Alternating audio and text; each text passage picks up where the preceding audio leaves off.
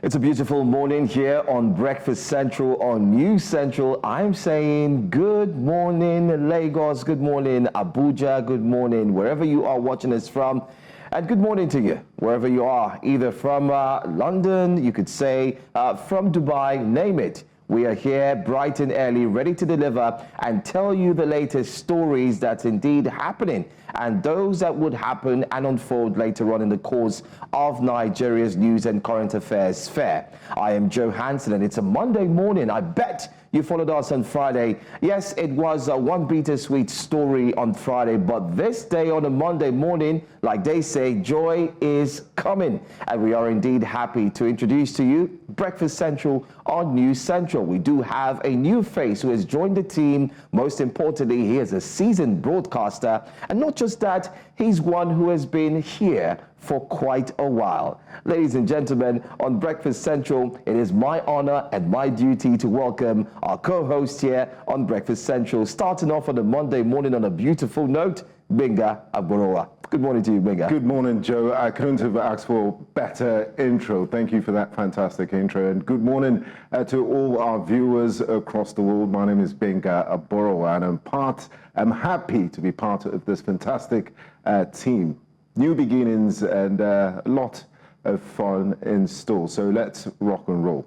That's right, let's rock and roll. Well, we're starting off with our very first part of the show, our very first salvo. In case you just tuned in, let's remind you of the top 3 stories from the weekend. And no doubt it's something you need to know about. So just in case you missed out what took place over the weekend, Benga and I will be doing justice to the top 3 stories from the weekend. Benga, I'm going to start off first with the story that indeed got everyone talking. It's a return of the one who actually wasn't around when he was ousted from the Lagos Assembly, talking about the Lagos State House of Assembly, but he did come back and surprisingly, he was granting press interviews, having a team together to talk about his feelings about the recent happenings. Benga, what do you make of Obasa? It was almost like a triumphant entry. He had, we like to do things extra here. He had a band of supporters, went home and called a press conference where he said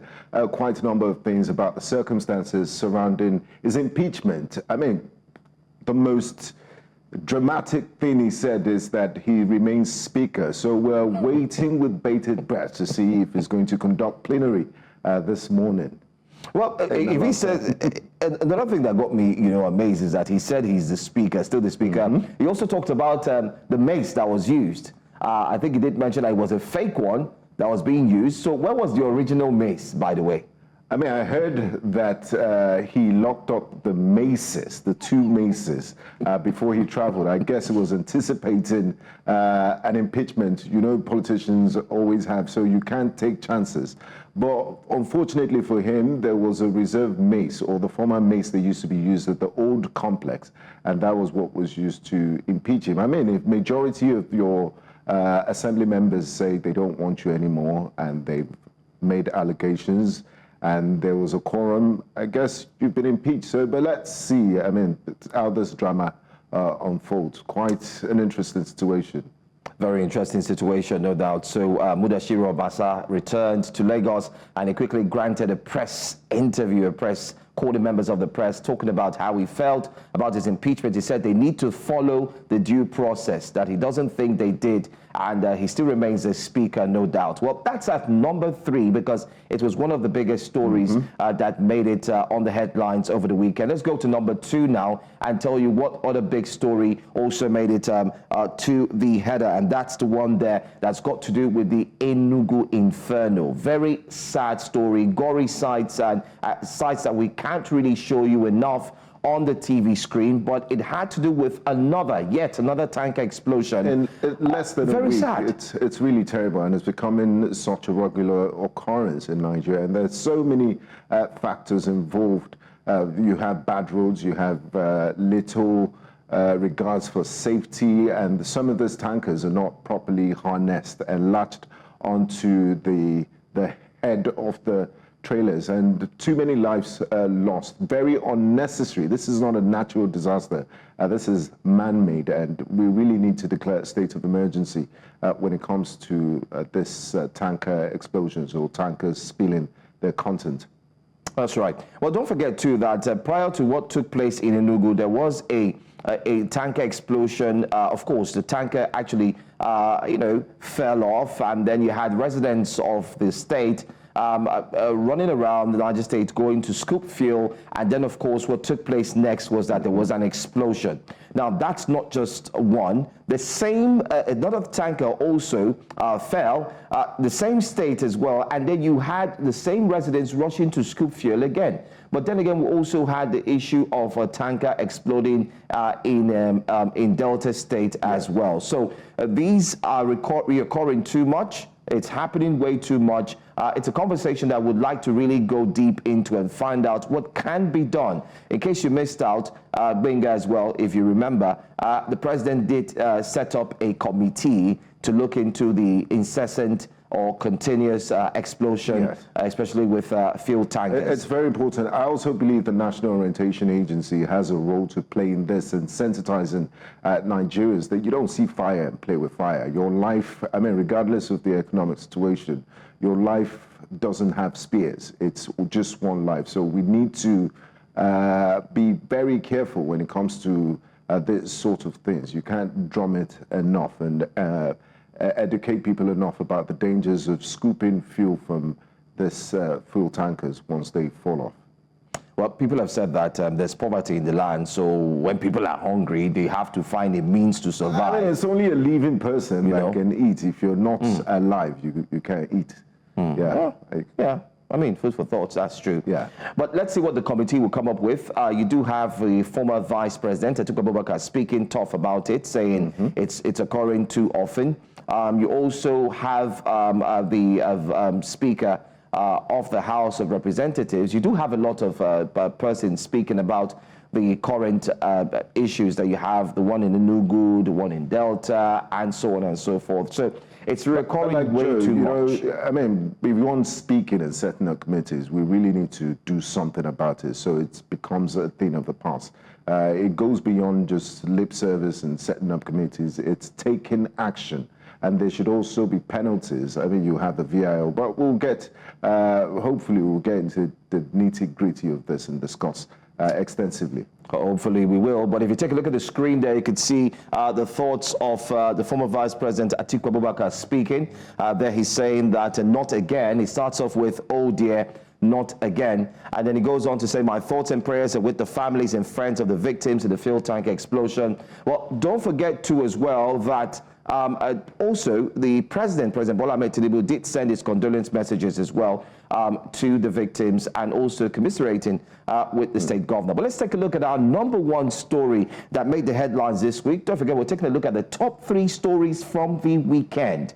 And #1 story is a sad one. It had to do with Boko Haram killing Army commander, 19 soldiers in Borno State. Benga. A very, very sad one. I saw that news over the weekend. And it's coming at a point where the government seems to have an upper hand over the bandits, the Lakurawa group, Bello Turji's group is said to be on the run. And then this is just a setback to all the efforts the gallant men of the armed forces in Nigeria is putting towards ending banditry. And it seems like a statement. This is a statement of intent by Boko Haram, because the army, in their press statement, they said the terrorists cowardly rammed into troops in their harbor position with a vehicle-borne improvised explosive device.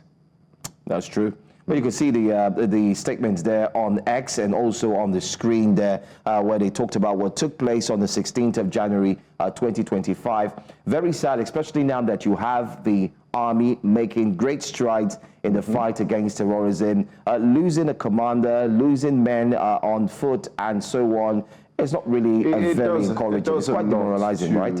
The morale of the men of the Nigerian army, because it's demoralizing, especially losing a commander, which is a very rare occurrence. But I believe with all the necessary support, and the Chief of Defense Staff always a very press-friendly Chief of Defense Staff, General Christopher Musa, they will get to the end of this. And we wish the men and women of the Nigerian Armed Forces all the best in their battle against insurgency and, of course, terrorism. Anyway, that's our top 3 stories from the weekend. Well, one of it will make our top story for today, and you get to find out which. But in the meantime, let's take a look what our top stories are, especially starting a brand new week on a Monday morning. Today on Breakfast Central, there are more Yahoo boys in government than on the street. Peter Obi speaks tough, and we're going to talk about that story pretty soon. Obasa returns to Lagos. He faults impeachment process, and this is a very interesting story to keep talking about. And fuel tank explosion in Enugu claims several lives. We're also going to look at this story very incisively. We're going to review the impact of protests in Nigeria. And don't forget, too, our newspaper front pages will be here in a moment. We'll go for a quick break. When we come back, we'll bring to you breakfast headlines.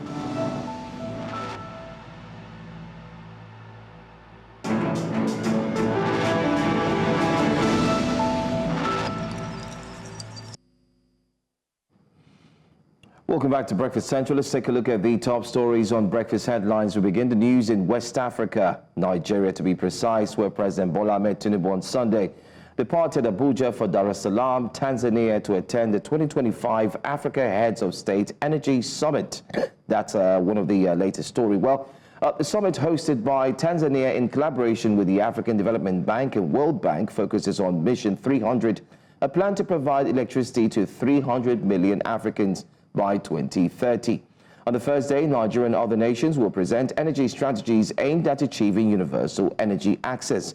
President Tinubu will deliver a national statement reaffirming Nigeria's commitment to clean energy and its leadership in Africa's energy sector. The event concludes with leaders endorsing the Dar es Salaam Energy Declaration, mapping Africa's path toward energy inclusion. The 6th Division of the Nigerian Army has dismantled 13 illegal refining sites, recovered 300,000 liters of stolen crude oil, and arrested 15 suspected oil thieves in a week-long operation. Acting Deputy Director of Army Public Relations, Jonah Danjuma, reveals the operation conducted from January 20 to 26 spanned Rivers Delta, Edo, and Akwa Ibom states. Troops also deactivated over 150 locally made ovens, intercepted illegal oil tankers, and recovered weapons. General Officer Commanding Major General Emmanuel Emeka praised the troops, warning criminals to abandon the illicit activities or face the consequences. Let's tell you that the Minister of Federal Capital Territory, Nyesom Wike, has commissioned the Saburi 1 and 2 access roads within the Abuja Municipal Area Council. The minister during the exercise assured residents of the federal government's commitment to providing infrastructure within satellite communities in the capital, saying that more projects will be considered in the 2025 budget proposal of the capital city. Well, away from that, let's go straight to DR Congo and tell you what's happening there.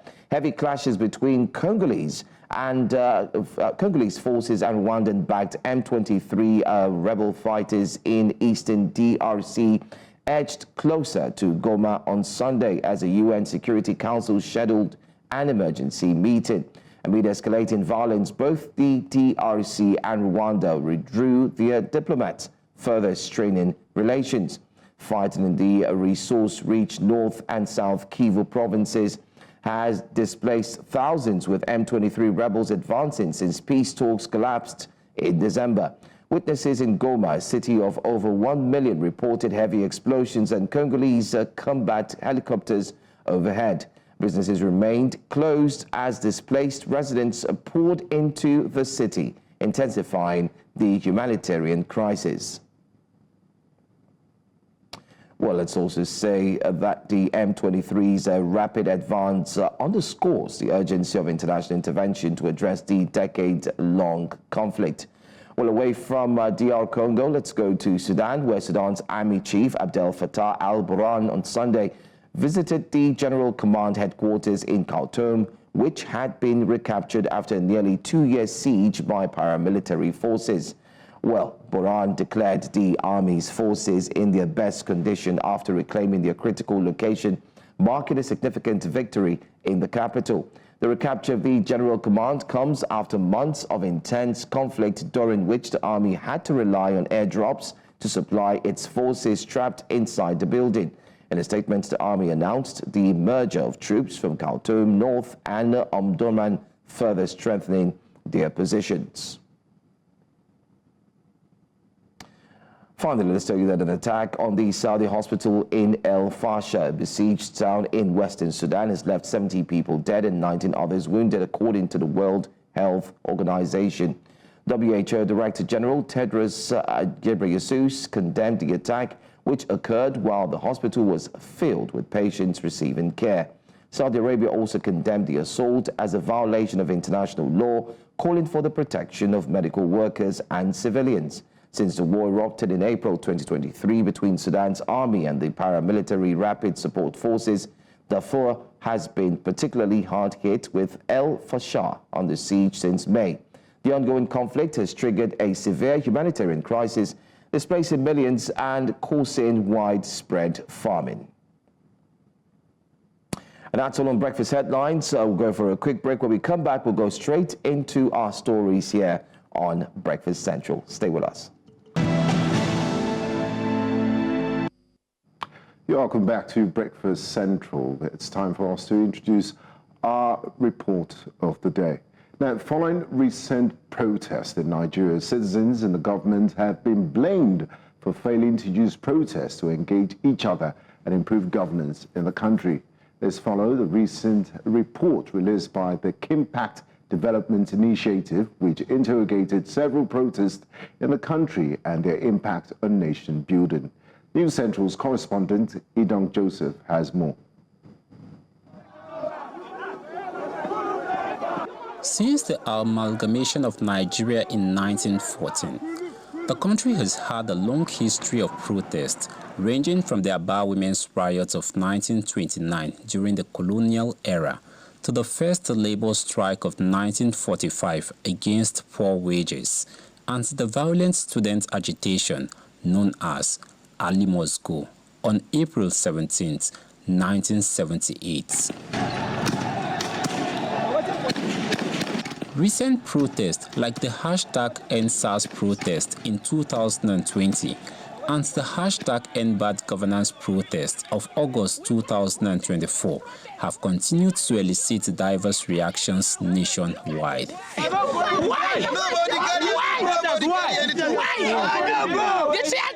While these civic actions have played a significant role in shaping Nigeria's political and socio-economic landscape, the factors that drive protest, however, continue to persist. Because in Nigeria, and it has not been appealed against in AMPP and AIG of police, IGP of police, yes, has ruled that it's a right, constitutional right for Nigerians to protest.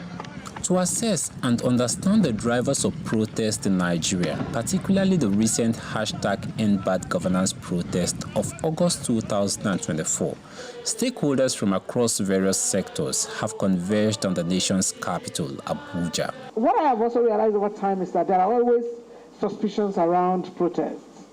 So there are questions of trust, and there are questions of who owns this agenda. And we saw a lot of that even with the end bad governance.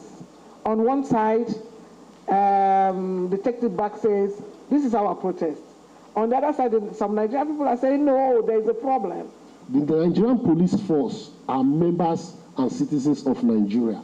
It's like throwing stone into a marketplace. It might hit your parents, your mom, or your siblings. In recent time, why is it that protest has not become that impactful?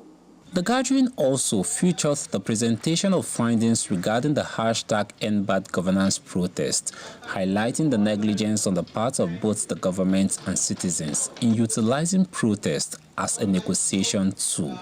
Our study delved into the complexities and implications of protests in Nigeria, examining critical dimensions such as regional responses, governance implication, human rights, the rule of law, and the transformative role of social media.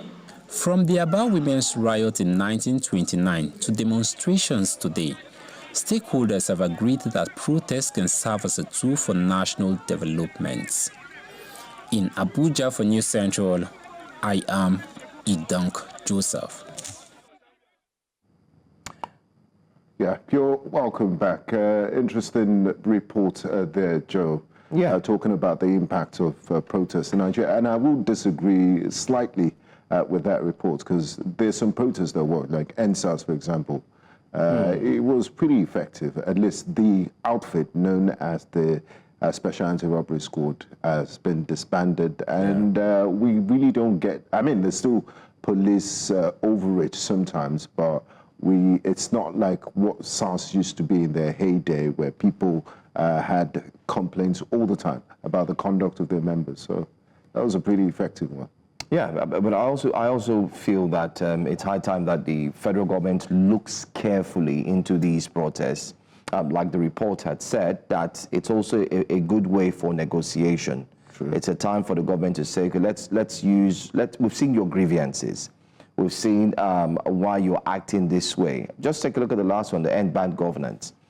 There was a lot of requests, a lot of, statements made, especially by the protesters, when they highlighted the key areas and aspects of what Nigerians are going through. But the question is, has anything changed? Yeah, so they addressed Nothing. it. Yeah, and the government has has really a way of changed. just releasing press statements and saying what the people want to hear, just to buy time and, get them off the streets. And once they are off the streets, it's back to... That's why doctors, strikes should be a last resort in protest, but they do it because they know that's probably the only language government listens to. I agree.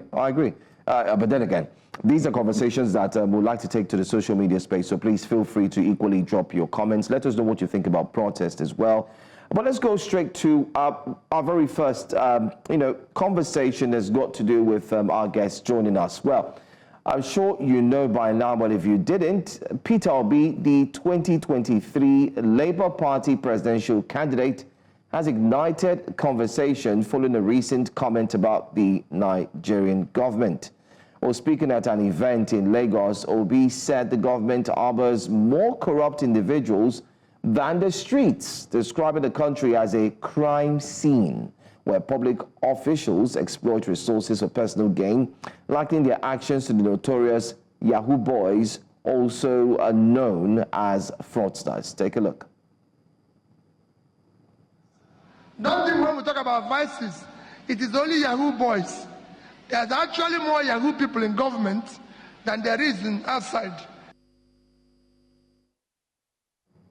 Now, the former governors stressed the need for strong leadership to manage the country's affairs, urging young Nigerians to rise above societal decay and push for positive change.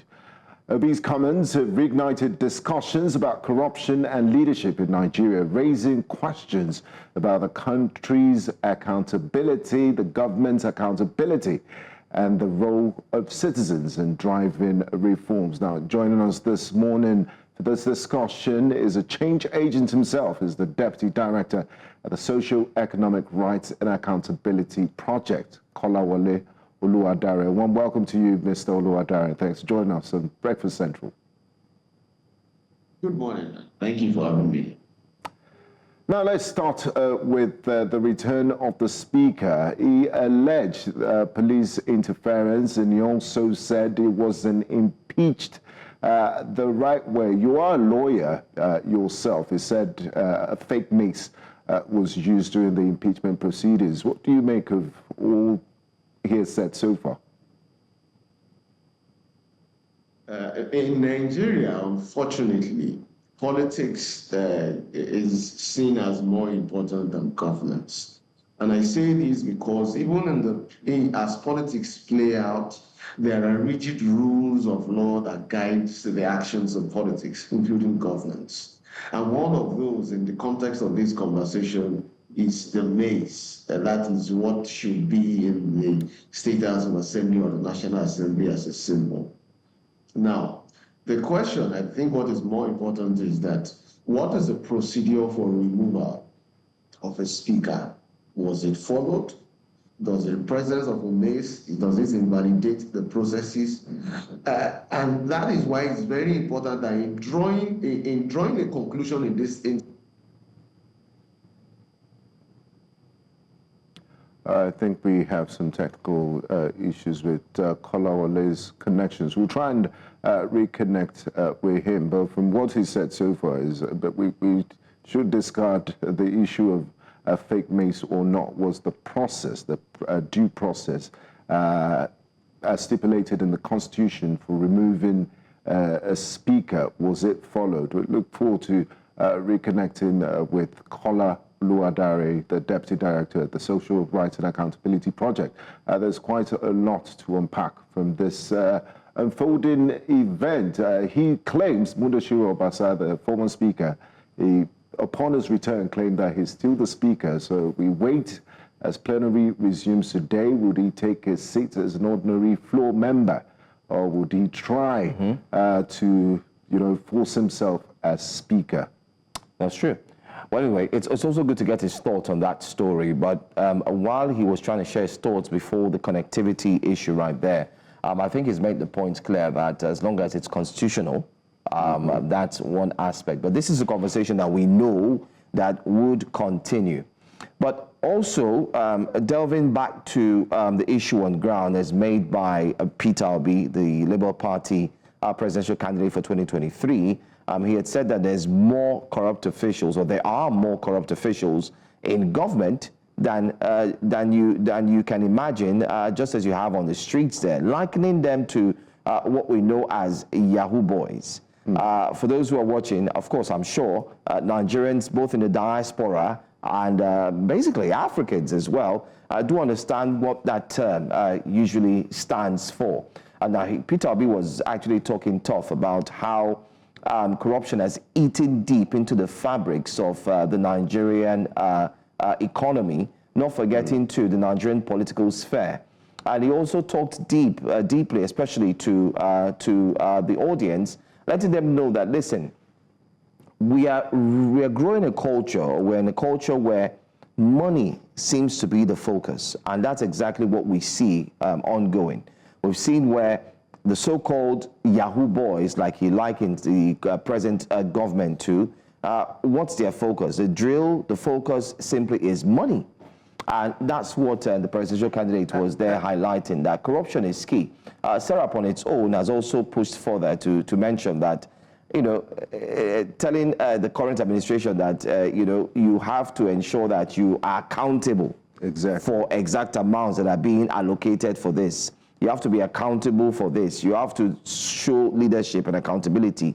But yet, it seems like nothing has been done. That's one question I wanted to ask of the issue, because there's a trust deficit between the governed and the government in Nigeria. Ordinary Nigerians in social media see this, the optics of it. The government tells Nigerians to tighten their belt, and they see politicians, there's a Yaya Bello, for example, flaunt their wealth, that people that have active corruption cases against them, and the EFCC is almost like, they do nothing about it. But every other week, even the EFCC is backing its own internal even the EFCC issues.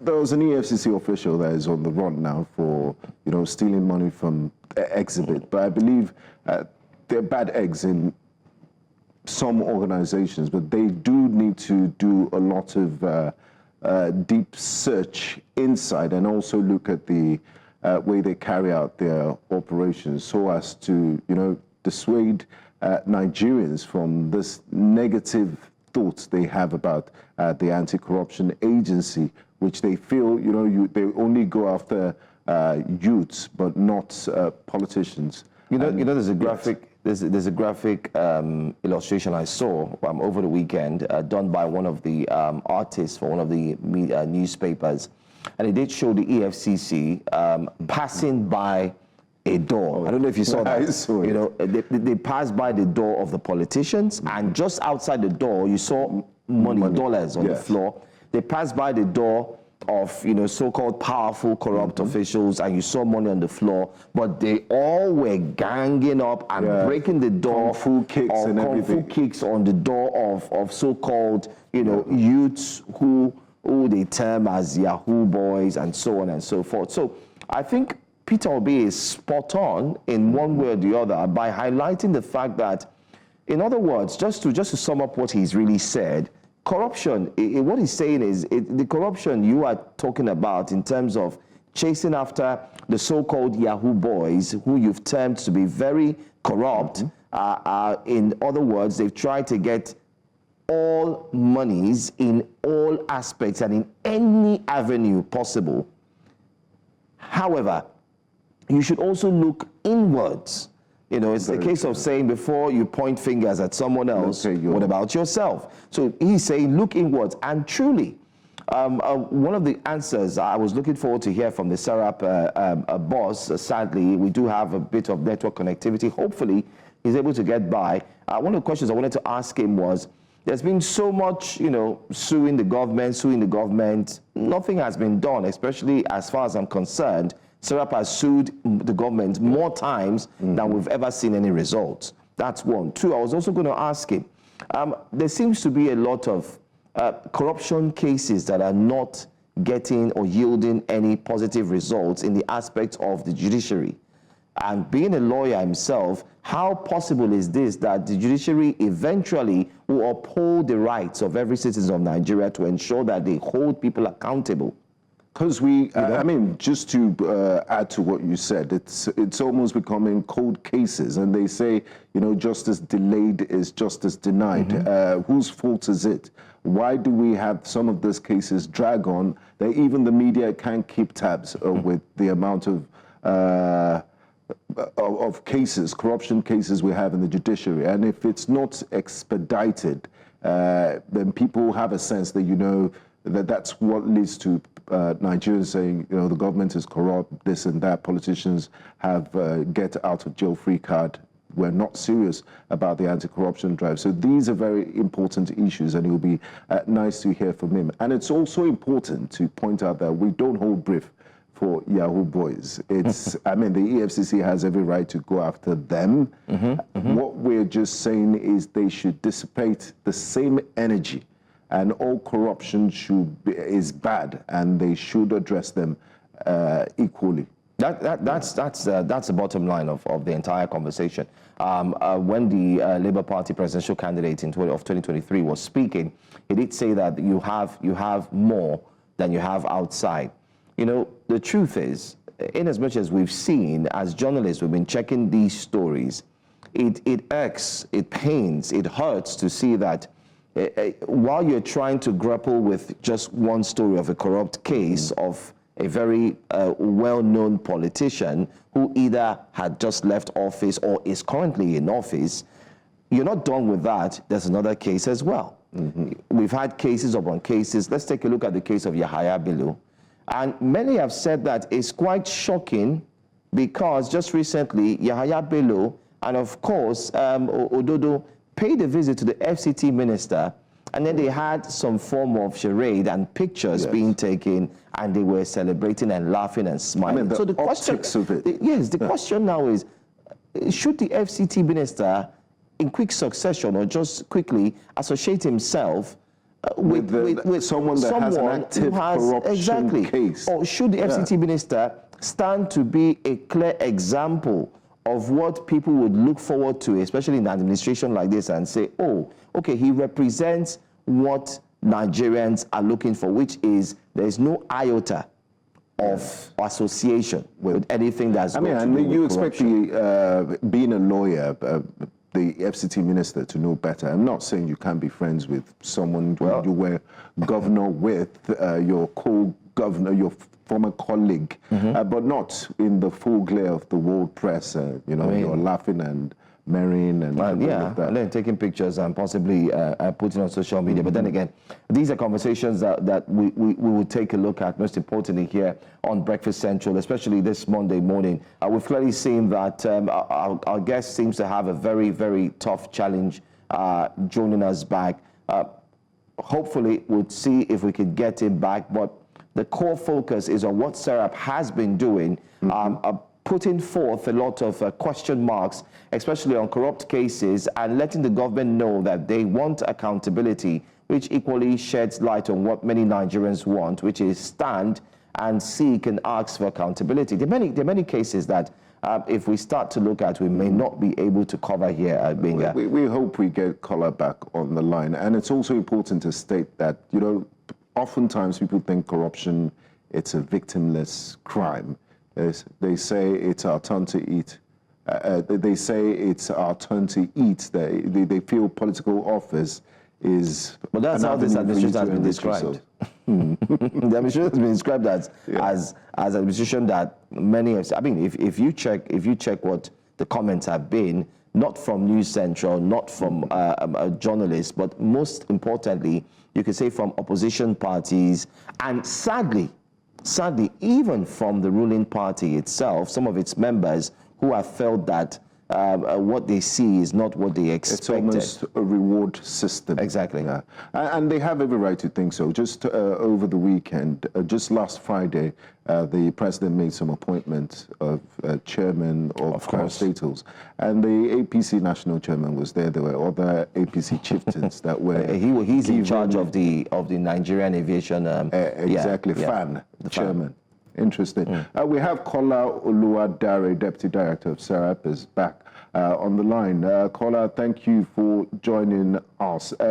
Back to a question. What do you make of Peter Obi, the former Labour Party presidential candidate in the last election statement that there are more Yahoo boys in the government than outside the government? I mean, it's basically saying that EFCC spends more time investigating Yahoo boys than the politicians themselves in high-profile corruption cases.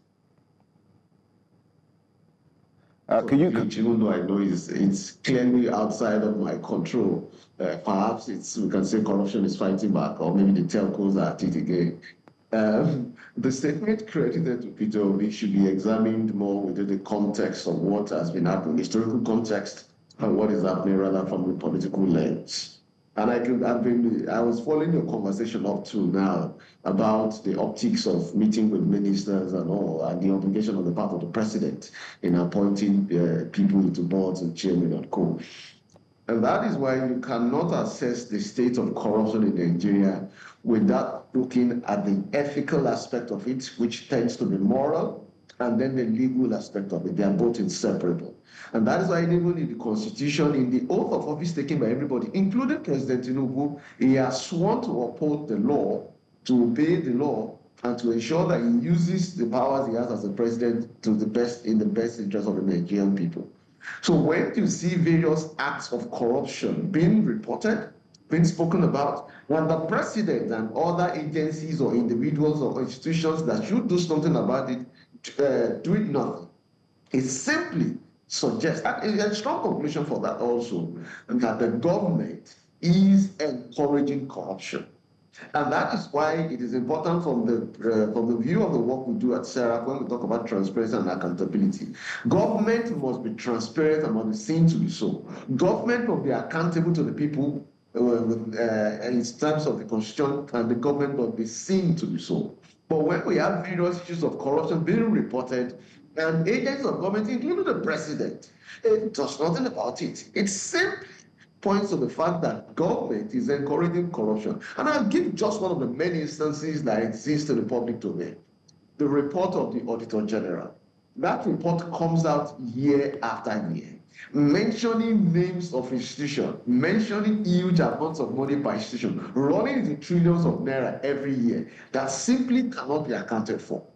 Yet the president does nothing about it. And don't forget, the Auditor General of the Federation is appointed by the president. Yet the same president is quick and eager to borrow funds under the pretext of for capital development. What does that say about government? So if the moral issues that you've been talking about, appointment of people into either as chairman or members of boards, that is more of the moral and ethical issues. The legal issues that steer us in the face day by day, people don't get punished for it. And what that simply means is it encourages people to continue to do what they do, knowing that at the least, if they don't get rewarded for it, they are not going to be punished for it.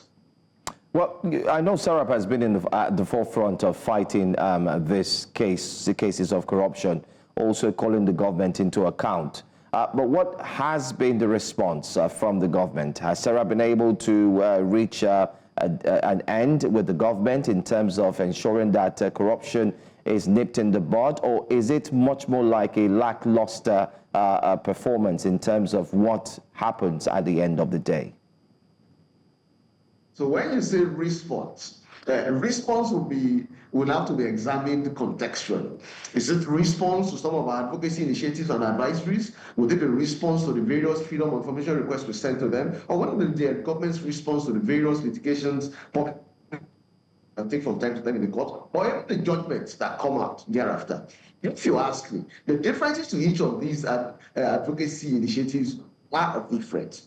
Government, for instance, will be very slow, or in most times we have a less than 1% positive response to freedom of information requests from SERA, from government. But the same government has more than 98% response in engaging with us in court over litigation from freedom of information requests. Let me explain that carefully. It means that out of every 100 FOIs, out of every 10 FOIs we send, we get a response to less than one positive response. But out of 10, 9 times out of 10, government will engage lawyers, sometimes private lawyers or lawyers of the Ministry of Justice, to join the use with SERAP in court and spend 2 or 3 years litigating the right of citizens to access the information. That is an example of response. But I think the ultimate aim of the kind of advocacy that we engage in SERAP and other organizations, including this kind of conversations on your platform, is not necessarily for that individual action to elicit a response. It is to get the people to understand, first and foremost, as a part of public education, to understand the issues contextually, without politics, tribalism, and religion being involved, to understand their governance issues, to be able to let them understand what their rights are, and they can own it. If you ask me, that is the end goal of advocacy, for the people to own it and press it forward. So it's not just about the conversations, it's not just about the litigations or the various advocacy initiatives we undertake. It is that do the people understand it enough to make it an issue and press on their demands? And we've seen that that works, and that's why I do not believe that this kind of advocacies do not work. We've seen Nigerians take up issues, even on social media, and we see the government react to that. And so the top plan of these kind of advocacies is for the people to understand it, take it up, and then make government do the right thing. Making the government do the right thing. Now, the Economic and Financial Crimes Commission was set up to look at cases of corruption and water view. Now, Kola, the critics argue, like Peter Obi said, that EFCC often targets lower-level offenders, while high-profile cases remain unresolved. How can the EFCC improve its approach to accountability, to ensure accountability at the highest levels of government, so people don't say that you're only chasing after Yahoo boys, which is almost a mainstream conversation? To understand this issue clearly, one needs to focus on the outcome and less on the process. And I do agree with you that the process is also important. And by process, you're talking on the process that law enforcement agencies, or particularly anti-corruption agencies, use in carrying out their mandates. So we've seen EFCC, and people would report, and I think that's where this is coming from. The EFCC appears to go after what is termed as Yahoo boys or internet fraudsters more than politicians. But that is not necessarily the case, and I do not have data to bear that out. But I think to really understand this, Oh, well, seems another network connectivity issue there with Mr. Kola Wole. Well, hopefully, if he can make it back, this conversation is one that we would love to continue. But the points that are being made, SERAP's advocacy policy is being pushed towards the government, and government's response, we did get that. And currently talking on the EFCC's approach just to ensure that corruption is being nipped in the bud. Possibilities. Well, even the EFCC itself is trying to do a house cleansing. Just over the weekend, Benga EFCC says that they would be cleansing, and a lot of persons would be affected.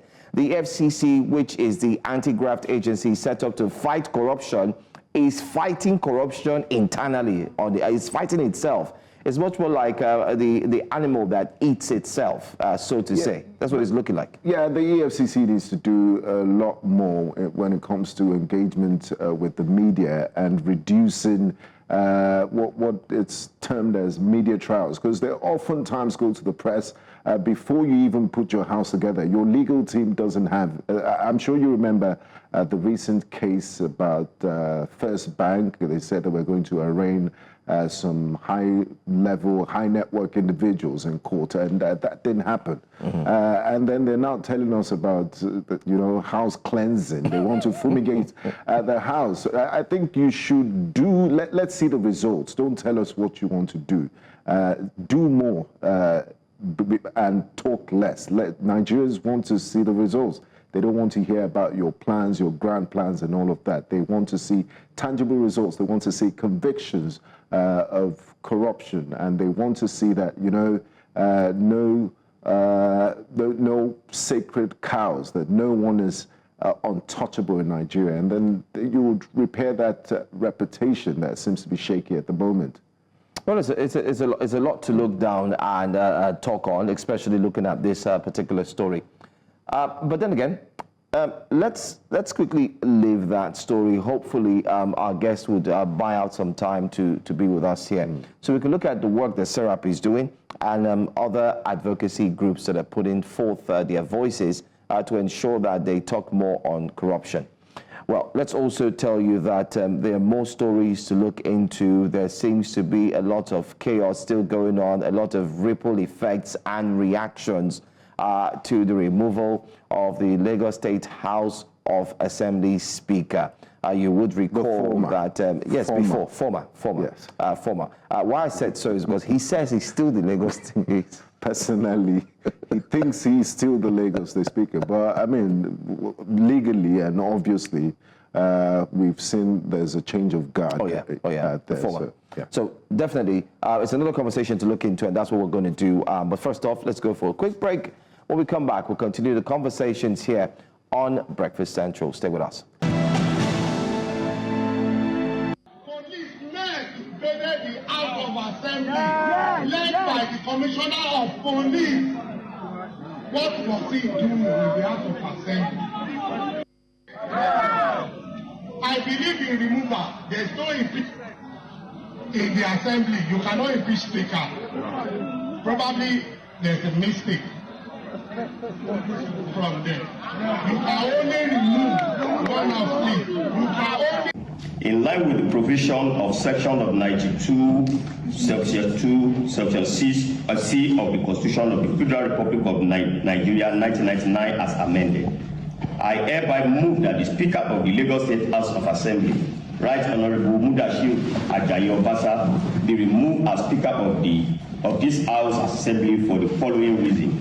1. Gross misconduct and poor leadership, including perpetual lateness to legislative sessions and meetings. 2. High-handedness and lack of regard for honorable member at all times, intimidation and suppression.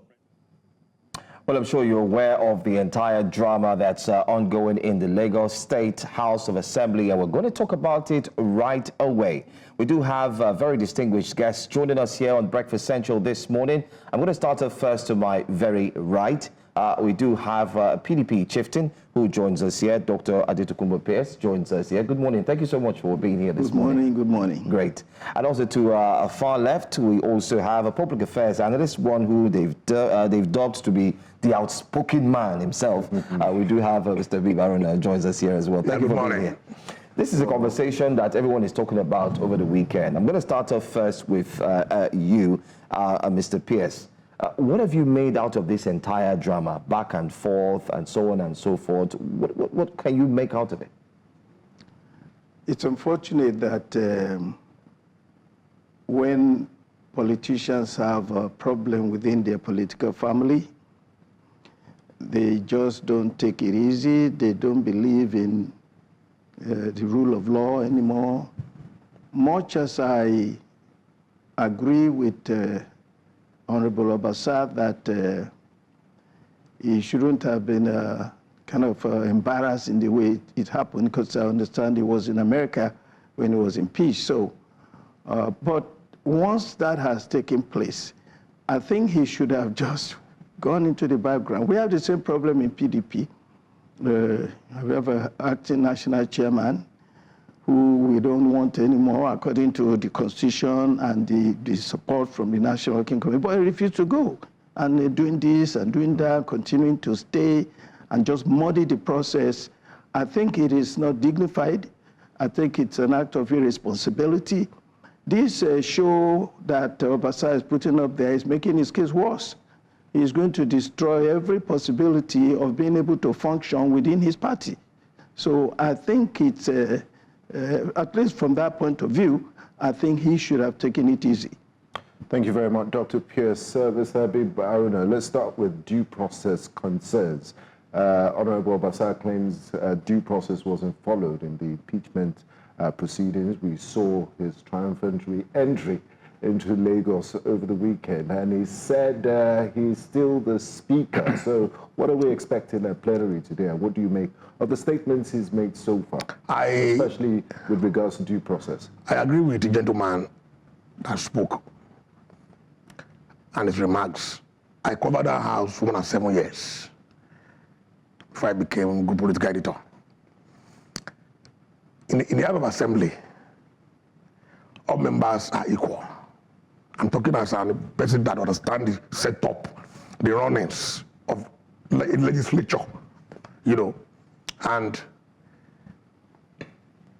if you don't like your face, you don't even commit offense. That today you are wearing agbada instead of wearing suit.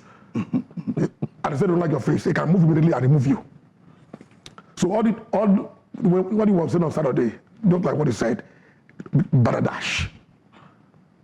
One, the way he spoke on Saturday was indecent. There was no any composure. Two, as a former speaker of the Constitutional Assembly for more than 9 years, I was thinking that he will understand the rules, the due process, and the Constitution. But what he displayed on Saturday was ignorance and arrogance. You know, this guy was removed by his fellow lawmakers. 32 lawmakers wrote this thing against him, allegation, and they moved somebody to remove him. Yeah, he said the original mix. 32, and out of 40 in the legislature, for goodness sake, it's a simple majority. No need to talk. We don't need to talk to remove a member of the executive, either the governor or his cabinet members. But these guys woke up and allowed them to be planning for 3 months.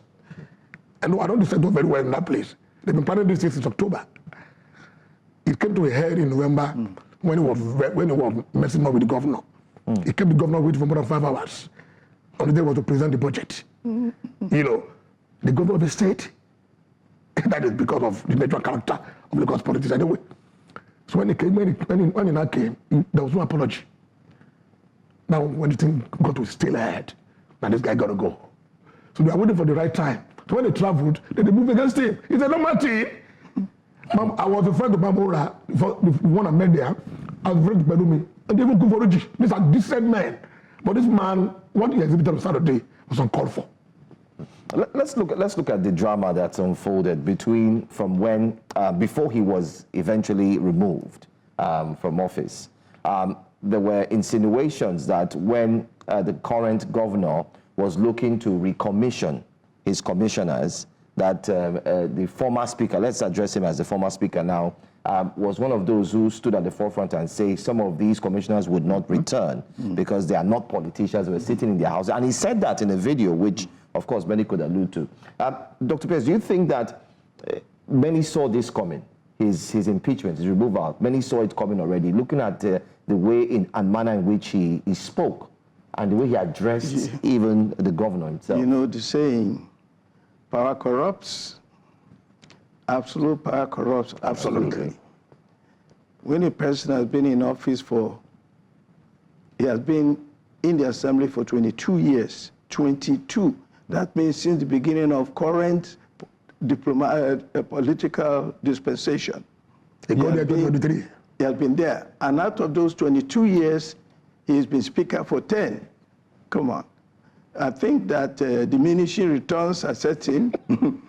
He has offended so many people. But you see, look, I'm sorry to say, but this has exposed the corruption and the lack of professionalism in the National Assembly, in the State Assembly of Lagos State. This man, for 10 years, has been behaving this way. They've been doing all sorts of funny things. I mean, look, all he has done is to approve budgets that will not be serviced, because Lagos State has not been given any service. The governor has only been a special advisor or PA to Tinubu all his life. That's what they call him in town. You know, Tinubu's ATM. That's all they do. And Obasa has been one of them. He's been going along with it and going along with it. So now he feels that it's his turn to benefit. He should move up. That's why he wants to be governor. That's what got him in trouble. Everything else has been on for a long time. It came to a head when he started thinking that he's good enough to be governor of Lagos State. And you know, other people, there's so many other powerful interests. They also mentioned that at the floor of the assembly. Sure. Yeah. And in fact, they said that he began to prioritize his own personal interests over assembly matters. So that is the problem. They say Obasa doesn't have a law degree, he claims to be a lawyer. You know, he's been there all this time, they know that. But that's part of the problem in Nigerian politics. How many doctors do you know that don't have doctorate? They say they're doctors. I say, are you an MD or a PhD like me? Which one are you? You know, which school did you go to? Or honorary doctor. Yeah, well, honorary doctor. Look, there are different types of honorary doctors. You could become an honorary doctor because of your professional achievement. Yeah. You know, a university could make you an honorary doctor. But when you go and buy doctorate in Cotonou, that's a different story. No? So this man is not. But then the president himself calls himself an accountant. He's a bogus accountant.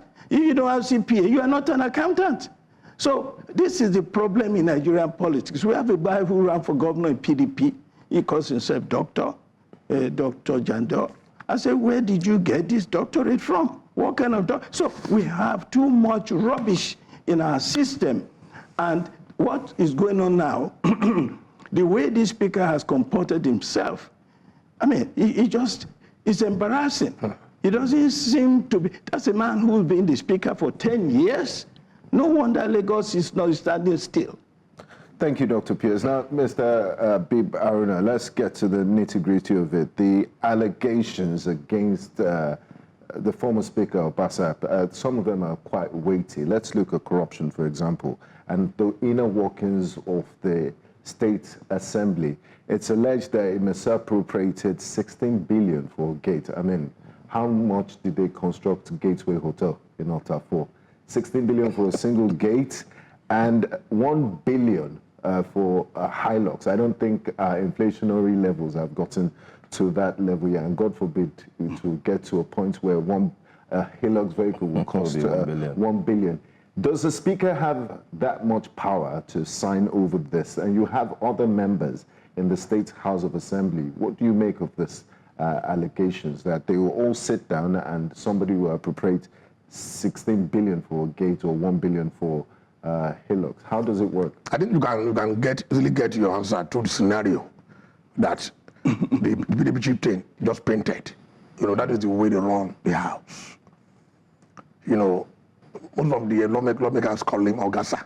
But is it constitutional? Ogasa. No, it's not constitutional. Some of these things, you see, some of the way and manner they run the House Assembly, not only in Nigeria, it's a global thing. It's through conventions. But must be based on the constitution of the country. And other people are saying that, was he removed in line with the constitution? Was it? Yes. Did he commit offense? I don't know. But offense is what the lawmakers describe it to be. So the issue we are talking about, allegation of corruption, that should be left for the committee to investigate. It's alleged. have committed those sins, you know. But if you look at the character, the personality of that guy, how can you be the Speaker of Lagos State, out of Assembly, after the tenure of Ikufuriji, tenure of the distinguished senator, former Senator Mamora? I was in that house. And because of my nature, all of them are my friends, even today.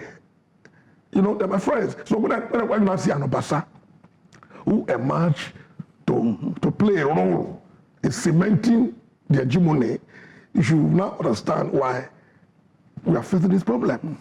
The man was never a chief in council, he was chief and council. In other words, he decides everything. Almost an institution. Absolutely.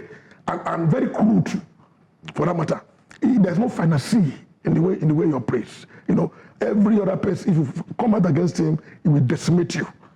Literally, decimate you. One of the guys that came in, wanted to contest against him, the lawmaker, the gentleman from Ekpe, almost fell into deep depression.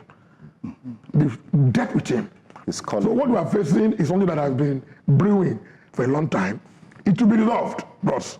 Very right. Let me just preempt you. It will be resolved. They will resolve it in a family way.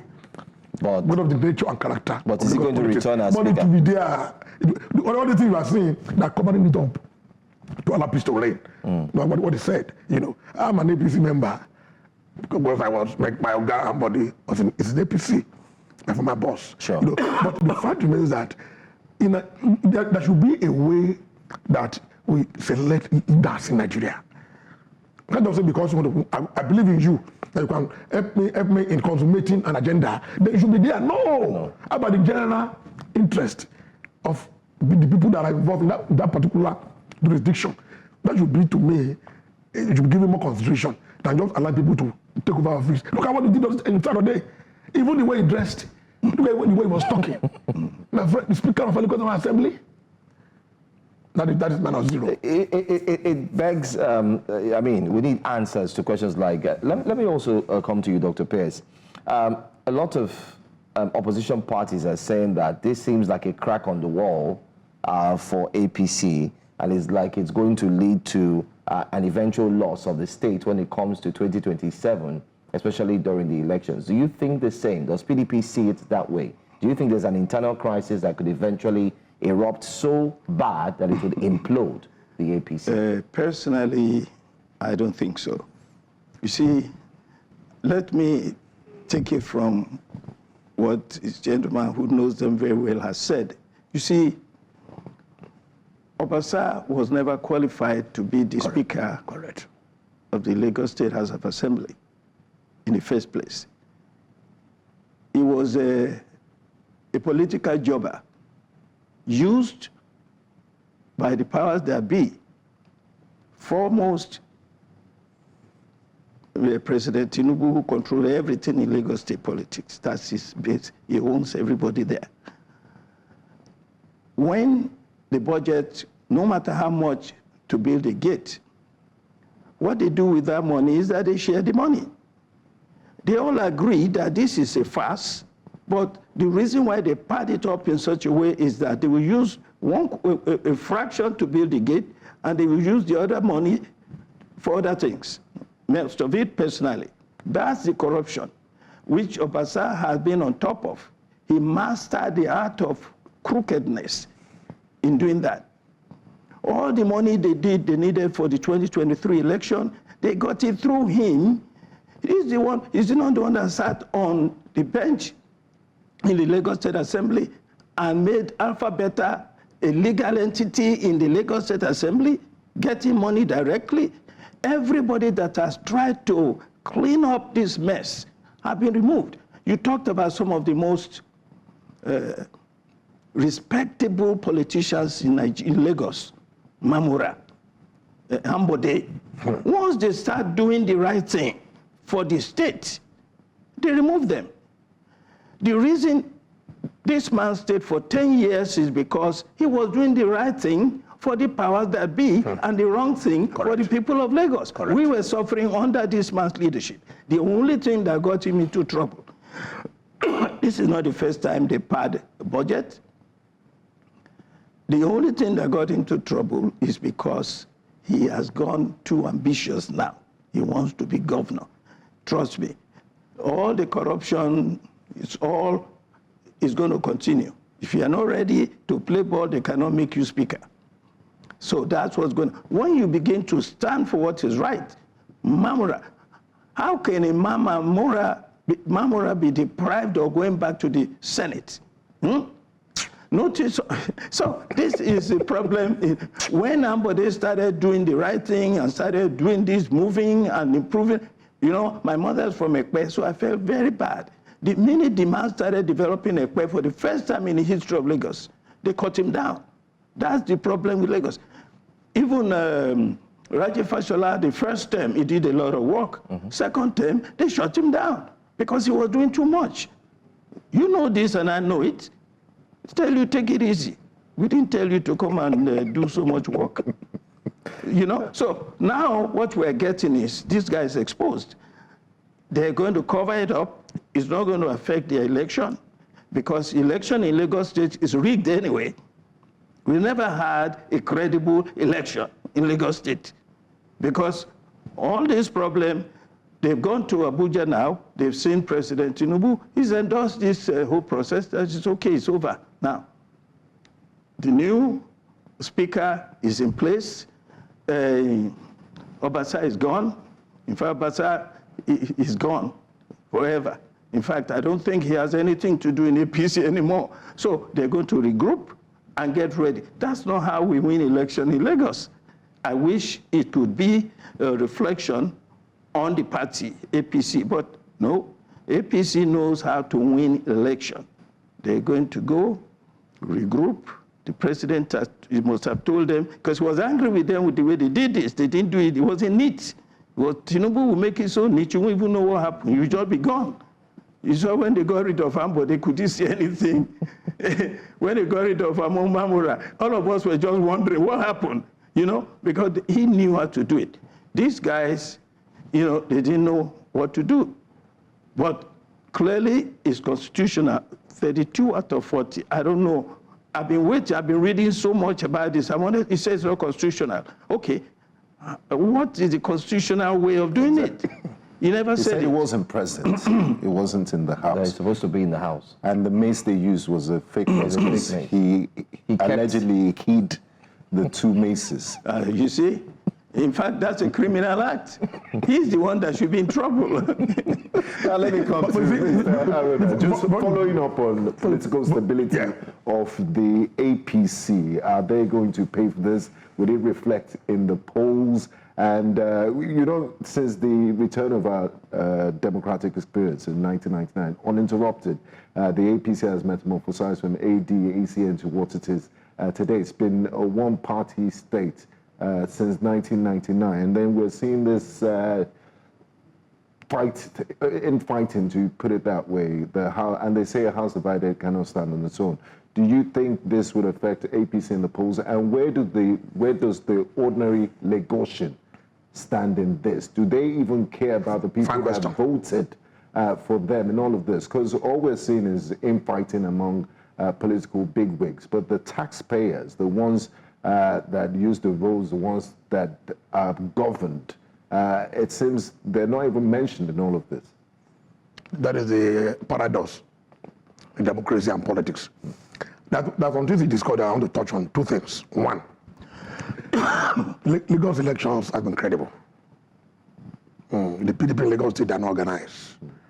You know, you cannot sum it up that Lagos since 1999, Lagos elections have been credible.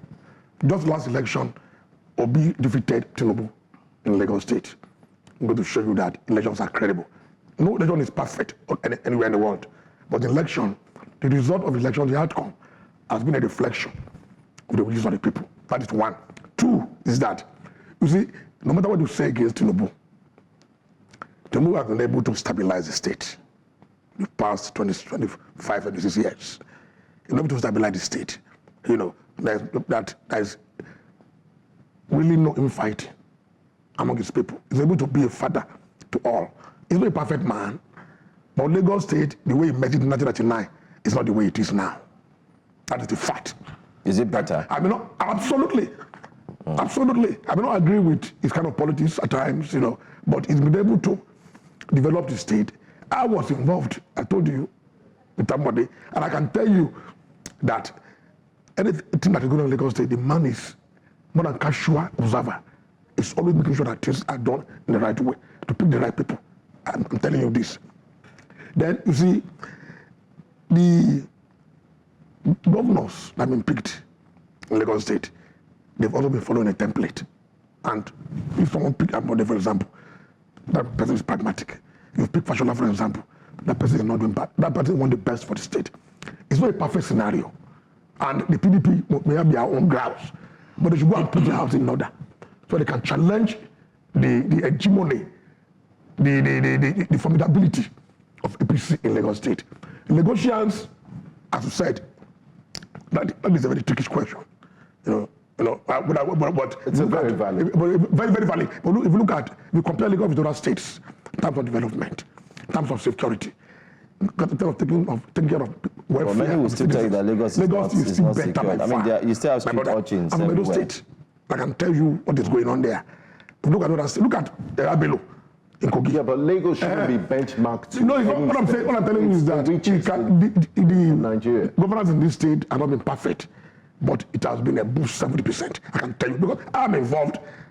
I don't know anybody else. I'm a politician. I'm a journalist. I can tell you the truth in the public space. If you look at the way it has been done for the past 24, 25 years, okay, they're going to do something badly. Let me break the ice since you're involved. Because we're almost out of time, this is a conversation we'd like to extend. Hopefully we'll get the gentleman back into the studio so we can look at it. And one of the aspects we want to look at is, just briefly, 2 questions, 2 in 1. One, is there a possibility that you have said it's finished for Obasa, it's not coming back again? Do you think so? Do you think Obasa is a corner? But you see, there are 2 things there. One, if he was matured enough, play it cool, consult, they give him soft landing. 2, Obasa is playing the Oshodi way. In other words, trying to reject his removal, create crisis. They can call them to the table and discuss. And by calling them to the table, they give him something. That what is. But the man is a gun and he's dead as dodo. Yeah. Finally, from my end, before we go straight to Benga, we've heard that Obasa, there's no room, there's no opportunity, and so on. Do you think that, first of all, who do you think the APC will be looking to field, especially for the 2027 governorship? It seems to be a tussle for them. I mean, as an opposition party, I don't want to go to Haruna. As an opposition party, there should be some form of information filtering in. They've talked about Sheyi Tinubu. We don't know how true that is. And just to add to what Joe has said, why is it that when it comes to gubernatorial elections in Lagos State, the PDP waits till the penultimate year of these elections, or the year before we see a face? They don't do active opposition. We hardly hear statements. It's almost like the Lagos State government has a free rein. You're right. Lagos State PDP has been very dysfunctional. And the last 2023 election was worse than we've ever seen. We have had elections in Lagos State, though we didn't win. We have scored 42%. We have scored 38%. The worst we had before 2023 was 2019 when we scored 21% for the governor.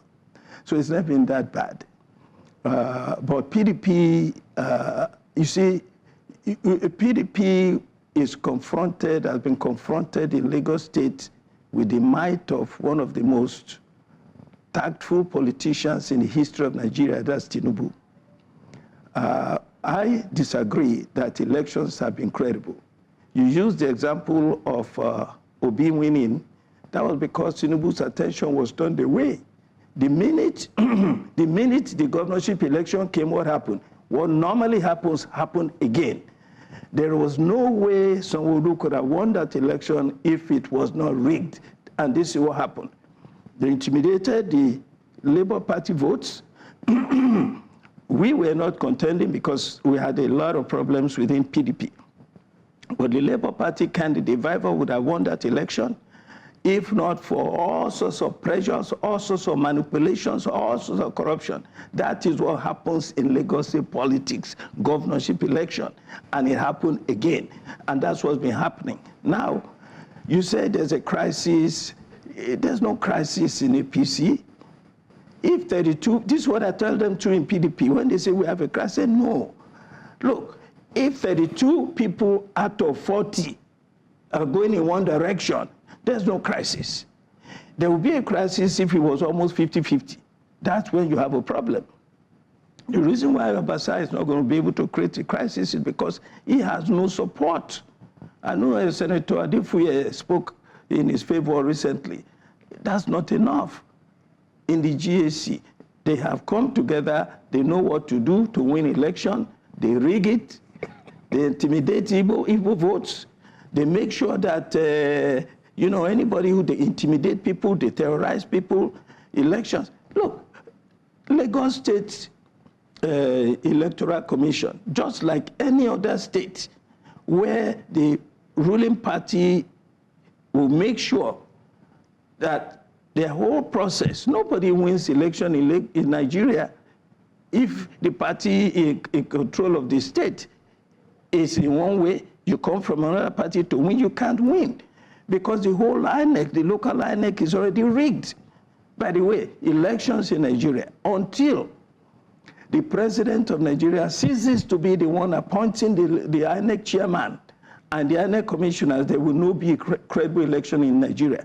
2027, we know now, whoever, is it Yakubu that is going to do a credible, has he ever done a credible election? Please, let's face it, we have that problem.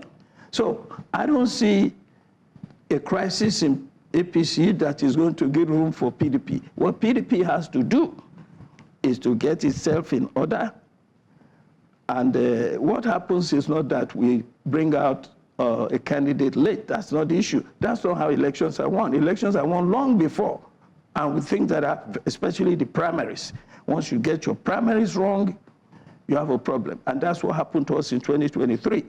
This time around, if we get it right, we have enough quality in the party to win election if INEC does not rig it.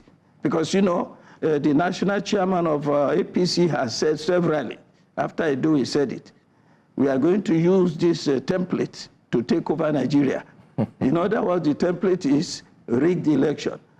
Take care of INEC, and INEC will take care of the election for you. That's the unfortunate situation we're in.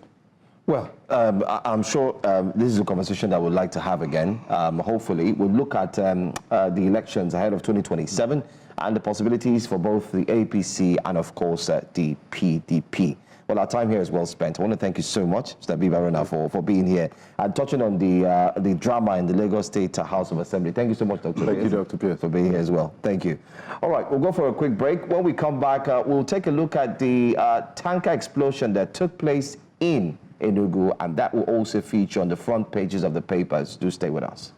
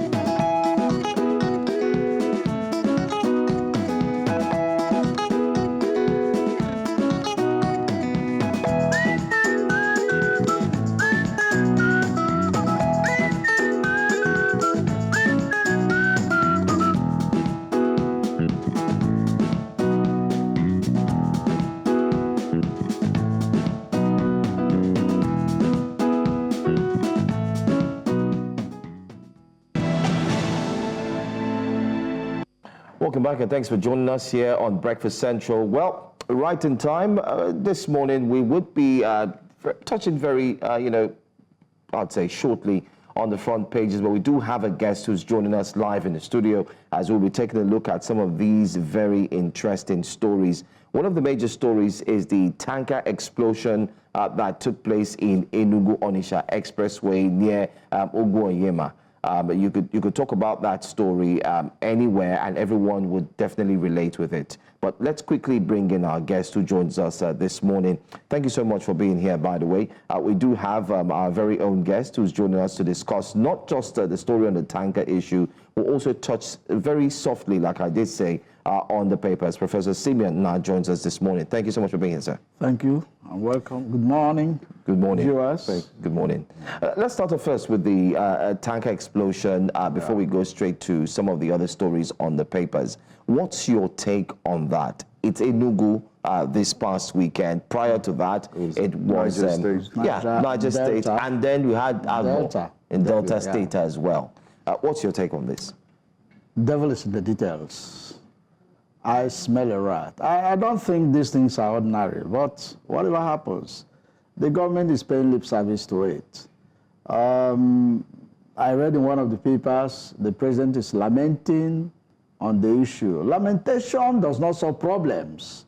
I think it was Henry Ford that said, don't complain, look for solutions, because any idiot can complain. So it's not about just lamentation. What are we doing? These things are one too many. So government should be doing something. In fact, I tried to search what has been going on. In last year, there was this incident that happened in Jigawa and took 170 Nigerians.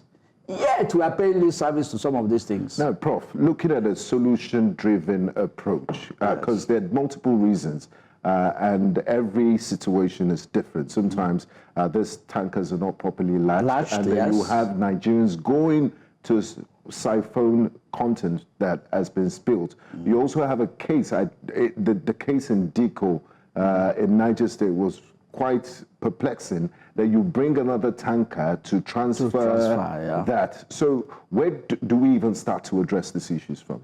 No, we start from the beginning. Right. Some of the tankers are not properly latched. We have security agents on the roads. Why don't they identify these tankers? And even from the loading bay. VIO-FRS. Yes. From the loading bay, they should ensure that these things are properly latched. Otherwise, they should not leave the loading bays. That's one. So we should now, what we should do is to get security agents at that loading bay to ensure that every tanker that is leaving that place is properly latched. That's one.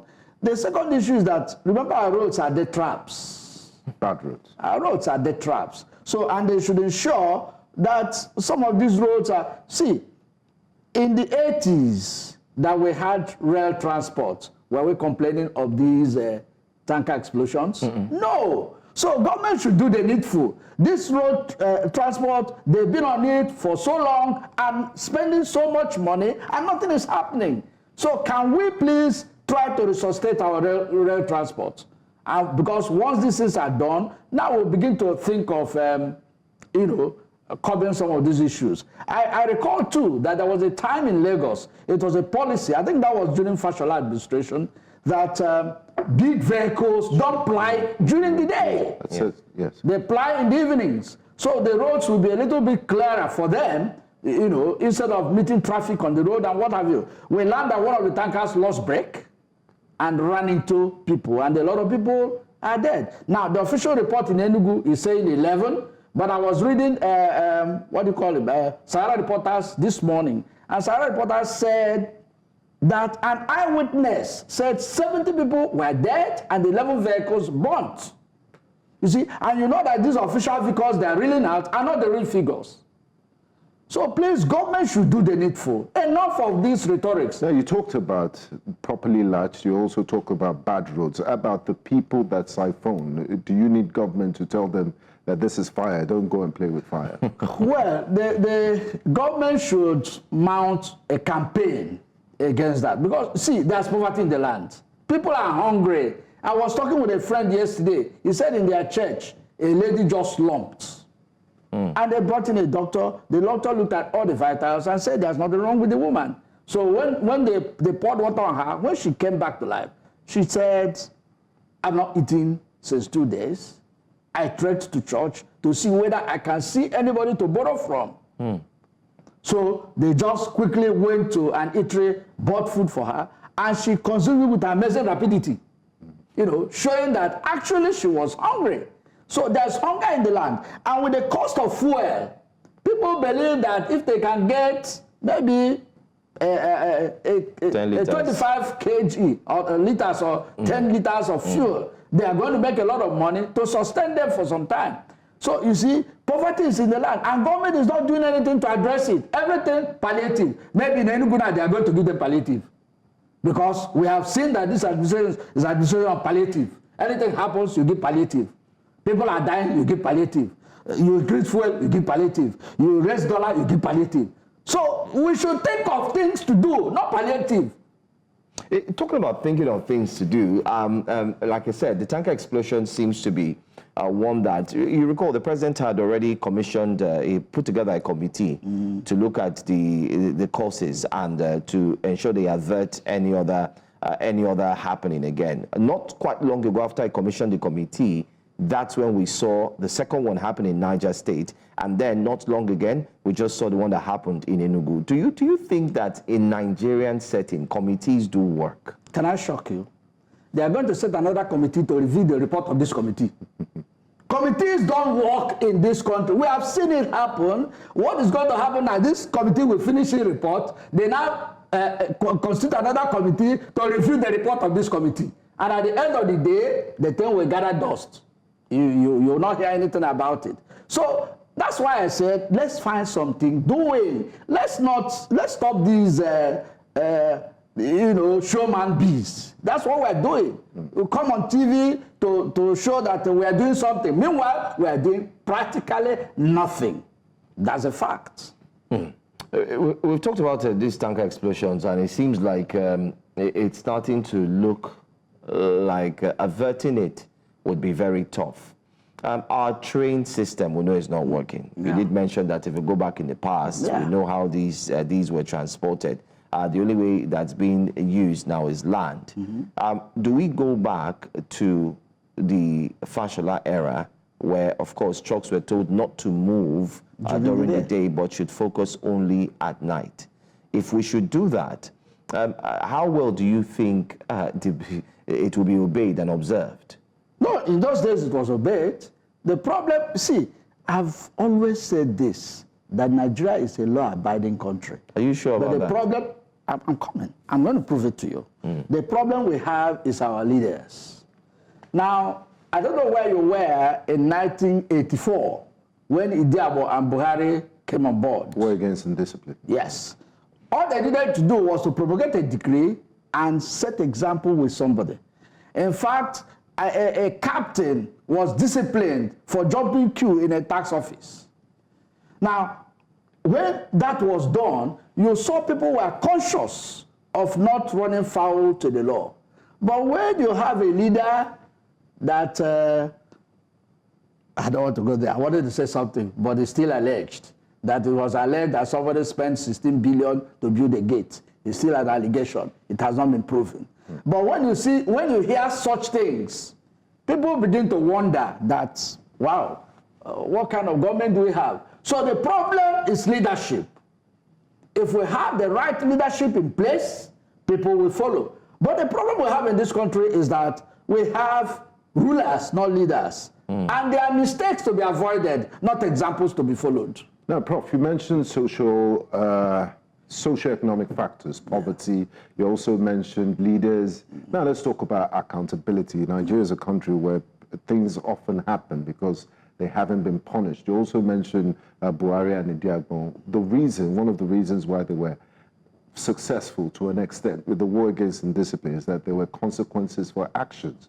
Correct. I have never, and I'm sure Joe can testify, heard of any conviction of one of these drivers, of the tanker drivers, an FRSC of the company itself, an FRSC sector commander that was that lost his job or was suspended as a result of this. What is the value of the Nigerian life? Nigerians can't just die in their hundreds and there's zero consequences, no accountability. So where can we, somebody must be responsible for the bad roads, for the tanker that was not properly latched, and for not cordoning off that place, fire service, to prevent people from even going there to fetch petroleum products. Nigeria you have a minute, sir. Yeah, Nigeria is a country where bad leadership is rewarded and corrupt people are, hailed. Look at what happened in Kogi. There was an incident that happened in this country, the first in history of this country, that 14 out of 15 justices of the Supreme Court wrote a petition against the Chief Justice of the Federation. At the end of the day, he was rewarded with 2-point-something billion as retirement benefits. In other clans, he would have been sacked. But he was rewarded and given second, I think it was the second highest honor in the land. So that's the trajectory. Recall that when Buhari was coming in 2015, everything suddenly started working because they said, this man has come because of what they thought he did in 1984. But I'll shock you that who was doing those things was Idiabo. That was why that administration was tagged Buhari Idiabo regime. That's the only regime you will hear the second in command so pronounced. So it was, I told people that that government was running on autopilot because, and he proved me right, because he sent his IGP to Benue. And after like 2-3 weeks, they asked him that the man, he said he didn't know.